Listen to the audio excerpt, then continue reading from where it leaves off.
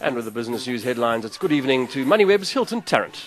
Well, Chris, Pioneer Foods reports an 11% drop in headline earnings. The local Extrata Marafi joint venture cuts ferrochrome production by half. PMI falls to a record low, another boost for a rate cut next week.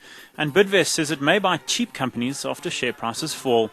The oil share closed down 4.5% at 22.45. Gold currently at $776 a fine ounce. And a barrel of Brent at 49. The rand is at 10.34 to the dollar, 15.37 to the pound, and the euro at 13.06.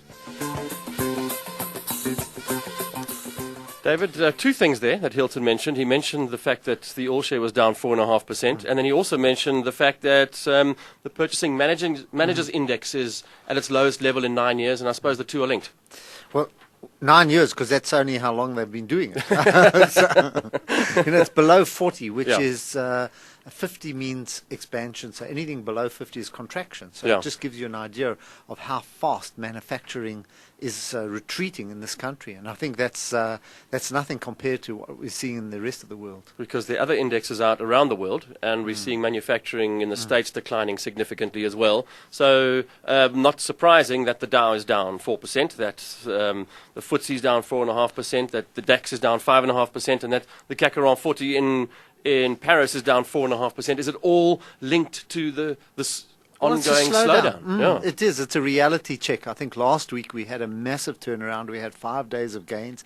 A lot was associated with the saving of Citibank, so it was more relief rally than anything else. Also associated with President-elect Obama and the team that he's putting together, which is going to address these issues. There was nothing real, there was nothing concrete on which the turnaround was based other than hope. But I think these are reality checks about what's happening in the global economy. I don't want to say that we haven't seen the bottom in the market, because I think to a large extent the market knows a lot of the stuff that's coming out, but it's going to take time before we can actually mount a proper challenge or a proper bull market rally. I think these are just kind of bounces in still pretty much a bear market. If we look at last week, is it a matter of nervousness coming in when things run too far and then people start saying, whoa, when is it going to turn? If so, I don't want to be in here, I'll take the profit and wait. I think there's still a lot of money holding back and being put into cash. You're getting very high returns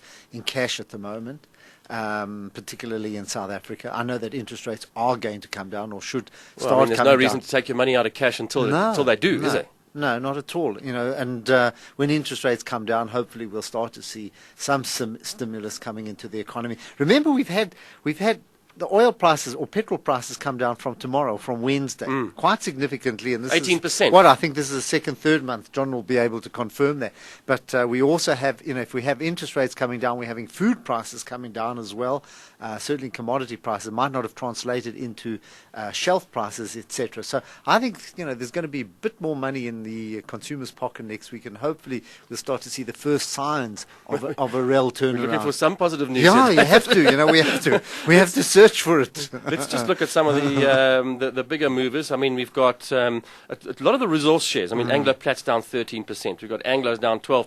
Mvela Resources down 10%. So on our side, it is that resources story, but when the slowdown is talked about, the demand for resources wanes. It's a hugely volatile market. We were up about 40% last week, the resource index. So some kind of pullback was expected, but platinum price came down 10% today.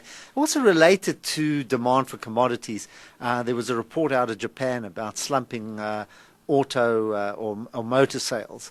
And of course that translates into the demand. Report out of Japan that the motor industry is collapsing. Well, it is collapsing. I will try to put it nicely. But